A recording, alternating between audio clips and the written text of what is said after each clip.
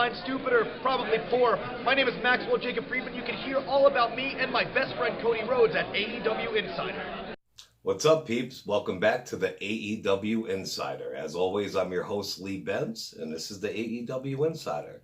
Make sure to check us out on all social media. On Twitter, we're the AEW Insider 1, and on Facebook and YouTube, it's just AEW Insider. We got a good show real quick. We're just doing a prediction show for NXT Takeover Toronto tonight. Honestly, I don't even know if it's going to be edited and put out in time. You know what I mean? If not, you can compare later. But I also do have the SummerSlam prediction show. I have a match with... I was at High Intensity 8 last night in Jamaica, New York. I'm just going to touch on it real quick because I got a lot of footage. It's going to take a lot of time to edit. I did a podcast, the videos, what have you. So when I get around to it, I will have that video up, but we'll touch on some things real quick. All right, real quick AEW news.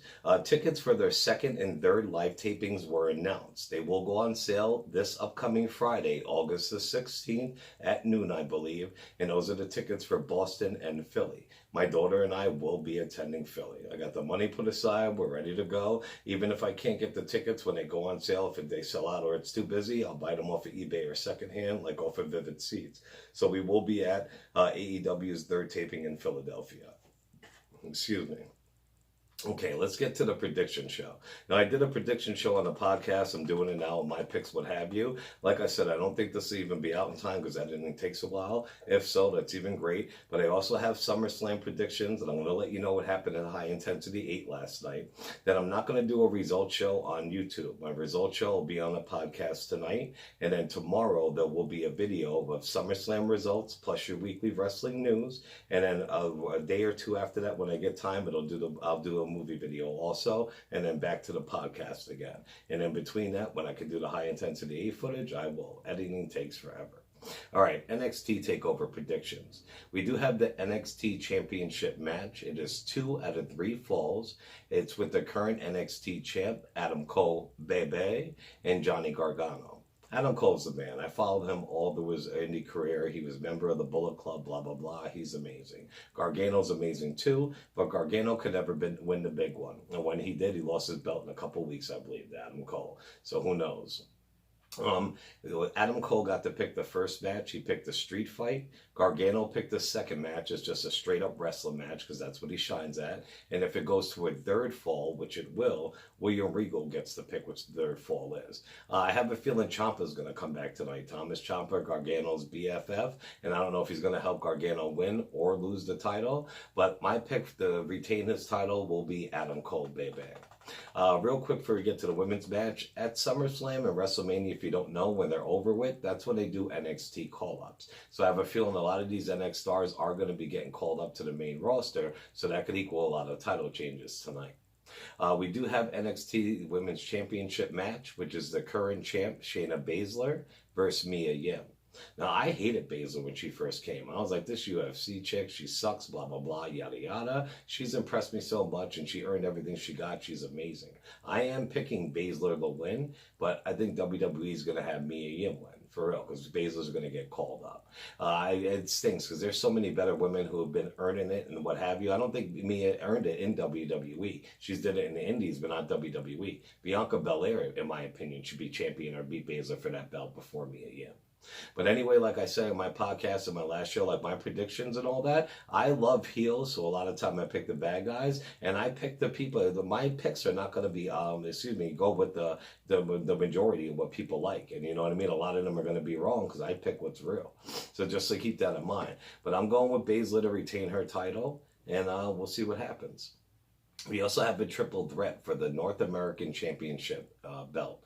It is the Velveteen Dream, who is the current champ, versus Pete Dunne, the Cruiserweight, versus Roderick Strong of Undisputed. Roddy Strong's my man. It's Roddy Strong's time. He needs a solid single title run. Velveteen Dream needs to get called up, what have you. I'm going with Roderick Strong. If you guys don't know him and you just know him from Undisputed in WWE, you have to go back to Ring of Honor and the Indies, what have you. Roderick Strong is a fucking beast, and he is the man. I can't wait for him. Not even to go solo, but just to be able to do his own thing, because he's the man. You got Red Dragon, a.k.a. Bobby Fish and Kyle O'Reilly. They've been a team forever. They kick ass. Roddy filled in because Fish was hurt. Adam Cole is amazing on his own, and so is Roderick Strong. So Roddy needs his time to shine.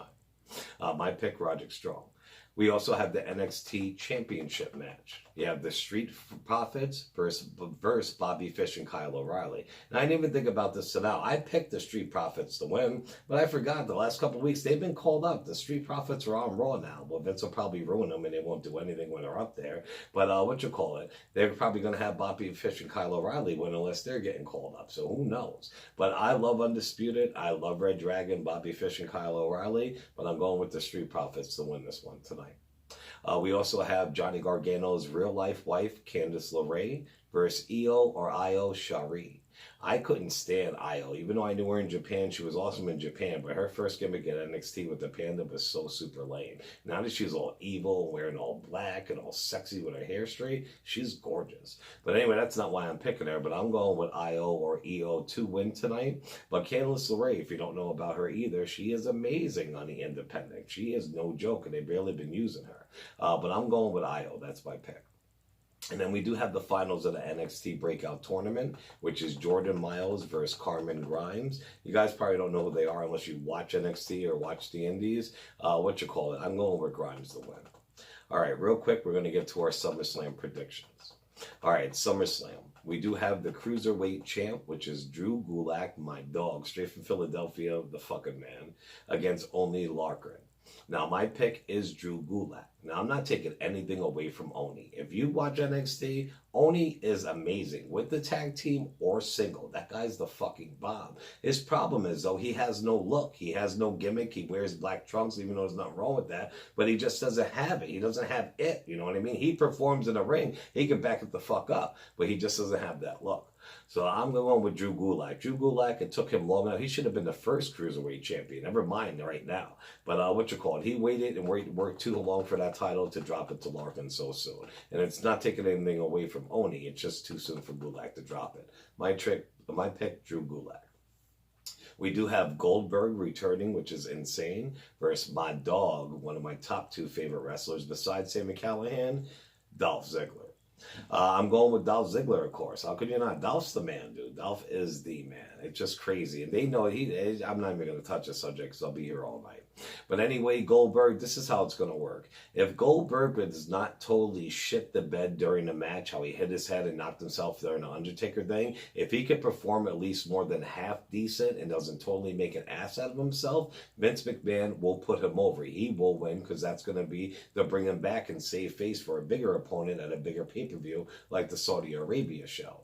Now, if Goldberg's in there tripping over his own feet again, looks like he never wrestled before, fucking himself up, what have you, Vince is going to let Dolph Ziggler win it, you know what I mean, as a big fuck you, and you're pretty much done here. Don't think, even though the matches are predetermined, sometimes they're determined seconds before they come out, and they can even get changed mid-match. That's why the ref has the earpiece in his ear. They tell him when to wrap the match up, to check on this, blah, blah, blah, tell the wrestler this change happened, and who wins the event.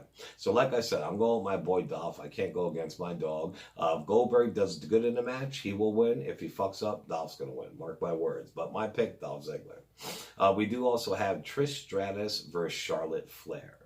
My pick, Trish Stratus. This is a one-off match. It's not for a belt. It's not going to go anywhere in the future, blah, blah, blah. It's not like Trish is coming back full-time. They got as many big Canadian names as they could because it's going to be in Toronto, Canada. So they want the big pop for the crowd. They want the Toronto crowd on their side. They're going to let Trish win this, honestly, because it's not going to affect Charlotte Flair, good or bad. She's still the top chick, according to Vince in the WWE. And also that kind of goes with the Becky Lynch match, too, because are they going to let Natalya win? I'm just saying because she's in Canada, or they're going to let Becky keep it. If they let Becky keep it, the crowd's going to be pissed, even though some will be happy, but they can make that up if they got a big pop from Trish. So who knows? But I'm going with Trish Stratus. We do then have AJ Styles versus Ricochet for the United States Championship. AJ Styles is my dog, my old head, my favorite, one of my favorites, blah, blah, blah. Ricochet is awesome. I followed him in Independence. The guy's amazing, for real. I'm going with Ricochet. I want him to have his belt back. He tasted that gold. He must have been so happy, and they took it away from him like that. The only way he might not win tonight is because the club is back together. They're finally getting a proper push they deserve. They were the biggest thing in Japan. Those three were part of it, and they were big also over there, and the WWE just scrubbed them. So now they're getting their proper push, and they all have gold. I don't know if they want to take it off of AJ so soon since they all had gold. But I'm going with King Ricochet to win that. We do have Finn Balor versus The Fiend, aka Bray Wyatt.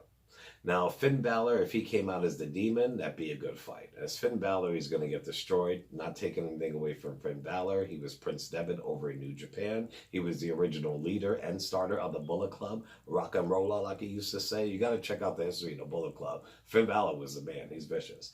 But it's at SummerSlam. Vince, the reason he doesn't do his Demon gimmick anymore is that Vince said he's only going to use it for special occasions. That's it. If you do it every pay-per-view and all that, it sucks. It'll get boring. This is a big special occasion, though. So I would assume that he is going to surprise and come out as the Demon to take on the Fiend. Even if so, Bray Wyatt's not going to lose. Bray Wyatt's on a hot streak. He's got to get a reputation of being vicious. Nobody could beat him. He'll attack from anywhere, what have you. And he hasn't worked this far to lose his first full match. Even if Balor doesn't come out as the Demon now, in the future, or the next pay-per-view they'll probably do, which is a Waste or maybe Survivor Series, it'll be the Demon versus the Fiend, and then we'll see what's up. But my pick will be Bray Wyatt, the Fiend. We do have Kevin Owens versus Shane McMahon. I love me some KO. I love me some Shane O'Mac. I hate Shane O'Mac's stories lately. They're boring as fuck, and it just sucks. He has more TV time than anybody, but who cares?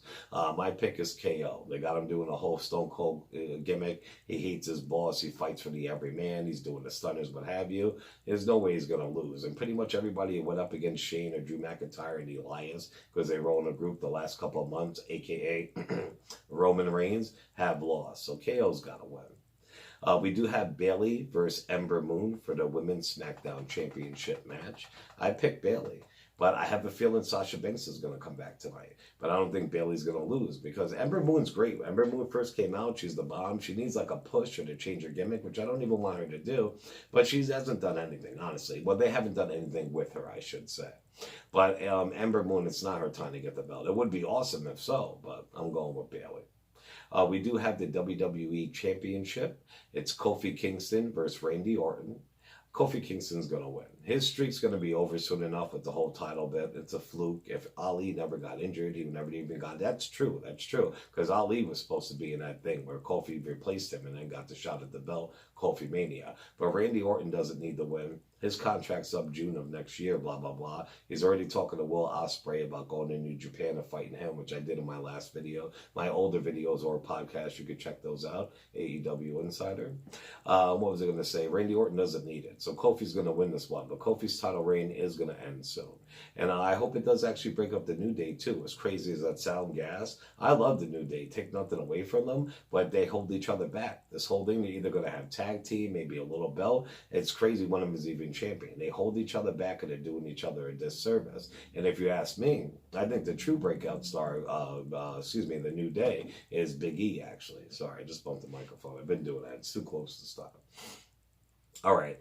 We do have Becky Lynch versus Natalya for the Raw's Women Championship, and it is a submission match.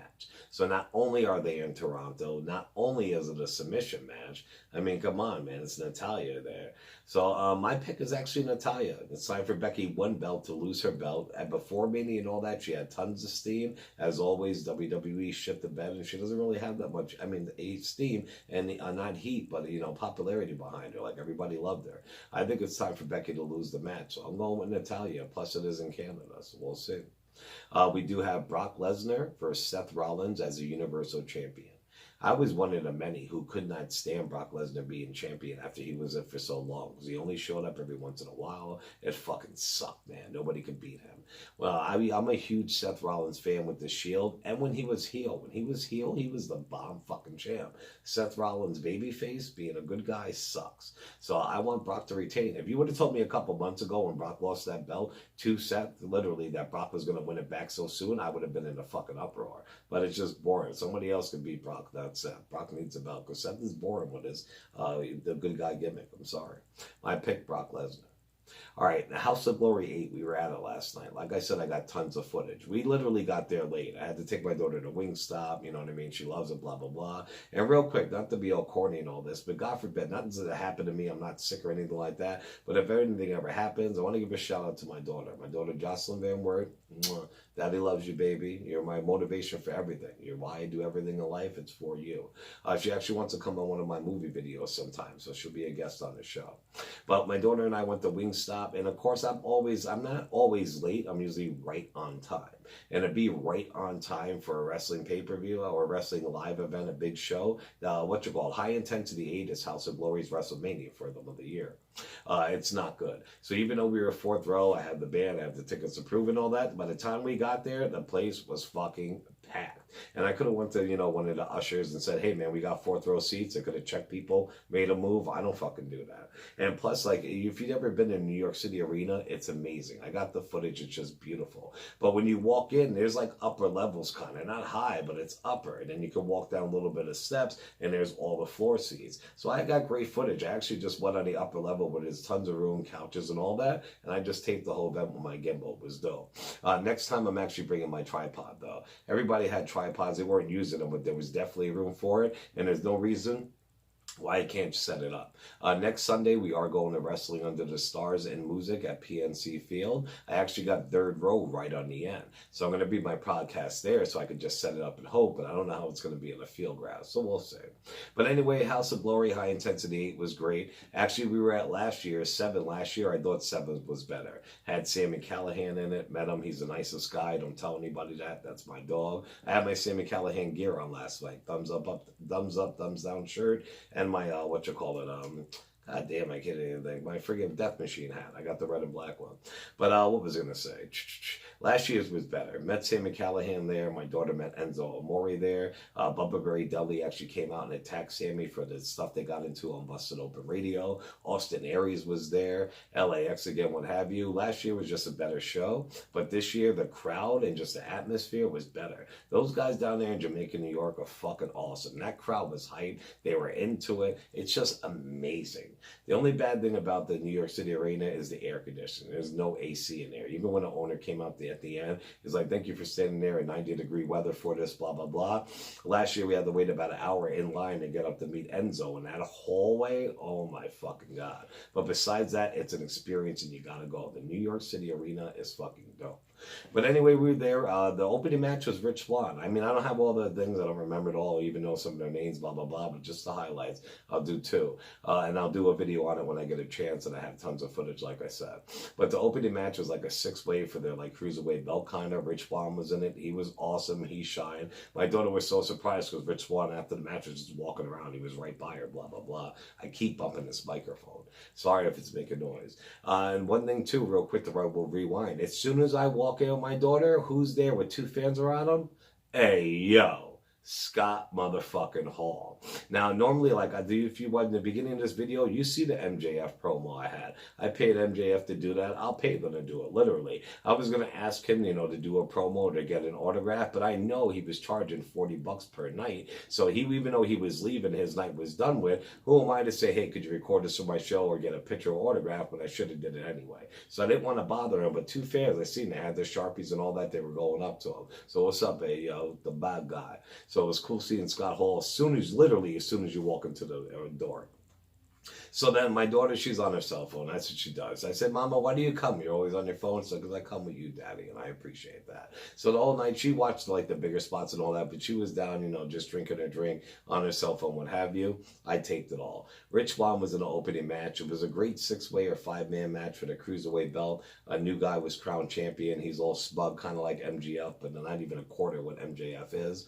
I have the footage. But the final match was the Young Bucks versus Private Party, both AEW employees. Yo, the place went fucking insane. Nick and Matt Jackson are the fucking bomb. It was just a bomb-ass match.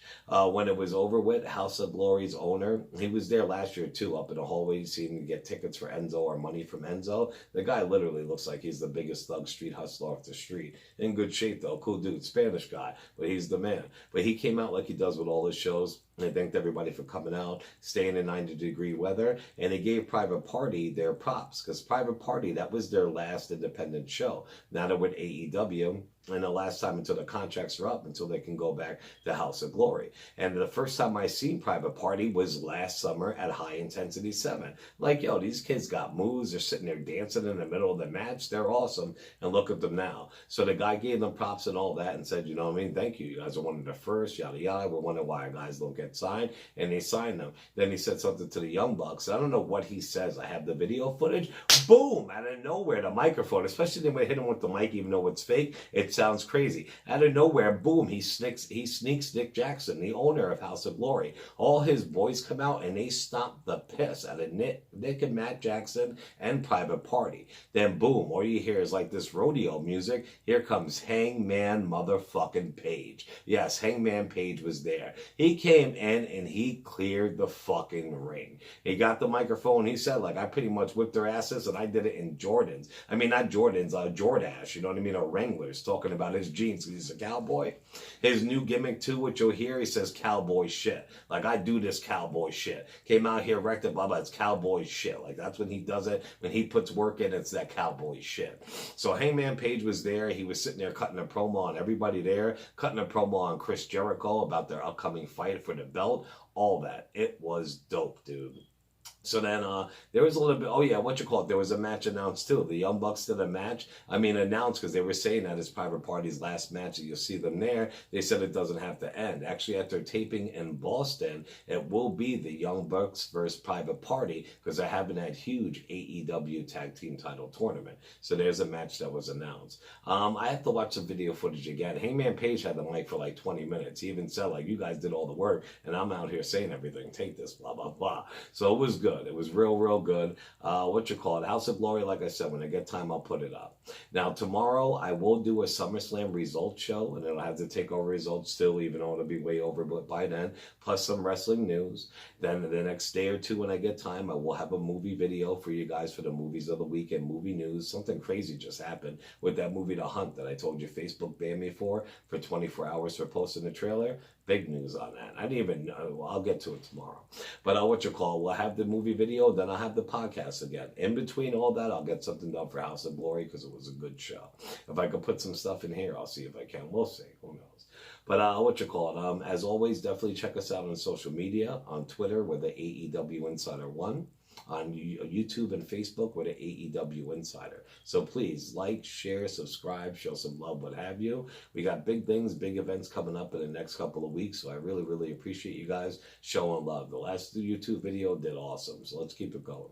All right, I'll be back tomorrow night with the results from SummerSlam, what have you, plus some news, another video this week, and a podcast. If you need anything, or you want to be in a show, or you want anything highlighted, hit me up on any social media. I'm there. All right, as always, I'm your host, Lee Benz. This is the AEW Insider. Ciao, peeps.